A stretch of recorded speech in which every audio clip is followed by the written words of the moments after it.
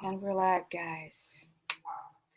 All right, so I want to talk about the symptoms between having a gallbladder problem or leaky gut because they really overlap. So, people who do anything high fat, I just had a client. She's like, this is a power lifter, competitive power lifter, trying to do a high fat ketogenic version of carnivore, and it's a mess. So she does like a teaspoon of fat per meal on the plate. And I was like, no, girlfriend. She said, every time I eat a teaspoon, I have liquid stool. So I was like, okay, let's break it down. This is a great video content because a lot of you guys are going through this, and the people that don't realize that a lot of people do. So, for example, gallbladder is going to be a little bit more pale gray type of stool color, and leaky gut's going to be a little yellow brownish. um, Gallbladder symptoms are going to show with the stool quality kind of a greasy stool, but leaky gut's not going to be greasy, but or it could be, but typically it's not. But they both can make your stool float. So which one is it, and could you have both? And you can have both. And that gets complicated, very. So, and I'm going to talk about a solution to figure it out. With gallbladder symptoms, you can have bloat, right side pain, nausea is a big one. And that's the main one you want to look for is for nausea, right side pain. That's typically like that. Those bile salts are getting really sludgy when you have right side pain. That's a bad sign. Or stones. Nausea could just be like I'm starting to form this sludgy bile salts in the gallbladder. And if you guys can schedule your gallbladder surgery, you can fix it. When it's acute and it's infected because you got 20 stones, then yes, they might just have to remove the whole thing because it can be deadly if it gets that bad. So a lot of people will do high fat and they'll find out for the first time by symptoms, maybe there's something wrong with my gallbladder, but we've got to know the difference between gallbladder and leaky gut. Leaky gut is not going to have that right side pain. Leaky gut can have bloat though. Leaky gut is not typically going to give you nausea unless you're having some crazy mast cell activation, which then you can have nausea. But again, 9 times out of 10, nausea is from the gallbladder symptoms of your body not being able to break break down the fat. Now, gallbladders, the liver makes the salt, the gallbladder holds them, and then they're released into the small intestine.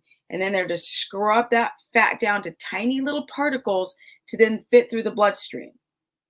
So when they're thick, they can't be broken down, and like the fat just gets stuck. And then you're like, ugh. And also gallbladder can be like, I'm just not hungry. Every time I have like 3 tablespoons of fat, I'm not nauseous, but I'm not hungry. And I feel kind of have this aversion to try to get more fat in. So people are like, I can't. And I'm like, okay, we got to look at gallbladder symptoms because that's not a lot of fat, hun. Like that's not a lot of fat for your digestive system to break down and use. So we have to think about that. And so leaky gut is going to have other symptoms like mast cell activation, which is like itchy skin and mucus and headaches. And you can be bloat, the loose stool, which gallbladder does also loose stool, floating stool. Bing. And then what else? People with leaky gut obviously have the histamine response, which is like it looks like seasonal allergies. Oh, why do I not have these things off my? Anyway, notifications are going off. With leaky gut, people, sorry guys, they're like ding. No, and my brain's like, please no more dings. Stop inboxing me.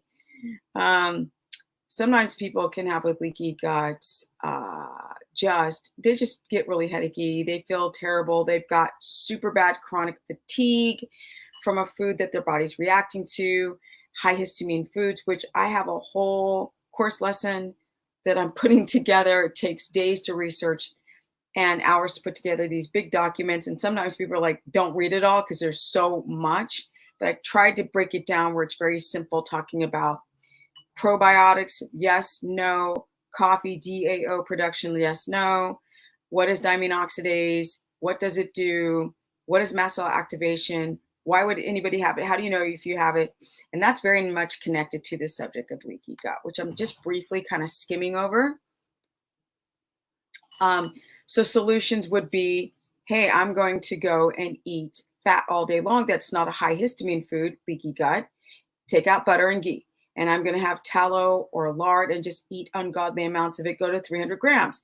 If you feel nauseous, right side pain, right, and your stool starts getting greasy and it's floating and you have all the tick box symptoms, that's your gallbladder and not leaky gut. Because you could have butter all day long and be rare, and that's gallbladder. And you could have butter and not know you have a butter allergy and eat butter and then not have the right side pain, but just liquid stool.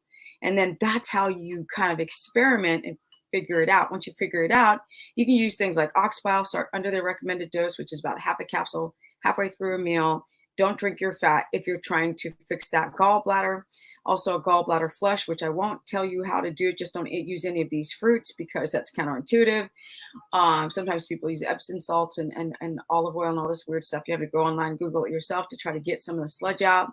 Citrates, if you don't react to citrate, because a lot of people who do carnivore react to citrate, to try to get the bile loosened up and begin to flow again and work. And I have seen clients be able to get some of the sludge out, get that sludge moving, and their gallbladder symptoms go away. Then with the whole leaky gut, that's even longer. That's a lot of stuff about rotating your foods. Rotate with gallbladder, rotate, but really rotate with leaky gut. Don't keep eating foods that are creating mast cell activation, or else that gut wall is not going to seal up. And you're taking something that would be taking maybe 6 months to heal to 2 years to heal because we keep bringing back foods that the gut wall can't, that keeps, Lord have mercy, that the gut wall keeps having a histamine response, or the small intestine with histamine. The mast cells are releasing histamine, and there's not enough diamine oxidase from the small intestine, in the small intestine from your thymus and your kidney to break it down. So your body cannot, the tissue doesn't break down from too much histamine without it dissipating. Hope that makes sense. Probably not, but I got to go. If you guys want to learn more, go to stephanieperson.com and book a consultation. If there's not a time slot, email me through the contact list and I'll put you on the short list to schedule you in. I'm trying my hardest to get my schedule tightened up. I rescued a horse that I was not supposed to buy, but I bought him and I love him, and that's that. So I'm trying to work out my schedule because he was a mess and now he's amazing. But to do that, you got to work with a horse every day, and that's what's eating up my time. If I didn't have a horse, I'd get everybody in tomorrow. No joke. All good. So I'm trying to get my schedule fixed. And if not, you can get free content right here. Also on Instagram at Stephanie Ketogenic. It's right there. No, it's not. It's not there. I should pull it up, but it's too late. Should I pull up? No, not enough time. No, all my indications are going off, notifications. Also, Stephanie the Business Person, as in the body business, on my Facebook fan page or right here on YouTube. And I'm out. Thanks, guys. Because I got some energy.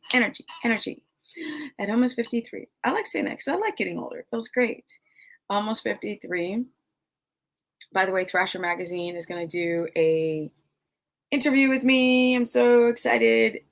It's being like the first African-American pro skateboarder in the history of the sport. It almost feels more prestigious than all this keto stuff or being on Dr. Oz. I'm like, oh, Thrasher Magazine. I'm so excited. They sent me a picture of me when I was like, I don't know, 19, and it's hilarious. I got a Santa Cruz skateboard t-shirt on. But they're like, oh, we saw you in the archives. We're like, wait, Steph, we need to go and interview her. So even though I've been interviewed by a lot of people, Sean Baker just interviewed me. So go check out that interview at MeetRx and all that kind of stuff. I still just am so excited. I just want to show you guys. Look what the editor of Thrasher Magazine, anybody who's a skateboarder is like, oh my God, Thrasher Magazine. That's the shite magazine. So this is me at a skateboard competition. Don't look at my hair. Okay. But I think I'm like, what am I, like 17 or 18? Right. Look at that. That's me there, 17. This is me here. So don't let anybody ever tell you that as you get older in your 50s, you got to be put out to pasture. Because I just getting started on my youth. That's what's up. All right, guys, have a lovely, lovely life. Yes. Watch and know the symptoms between gallbladder and leaky gut. Because once you figure it out, you can adapt. You can get off the plants that are freaking you out. You can seal up that gut wall and stop having chronic fatigue and fix your infertility. And men, get the gains. And I'm out. Peace.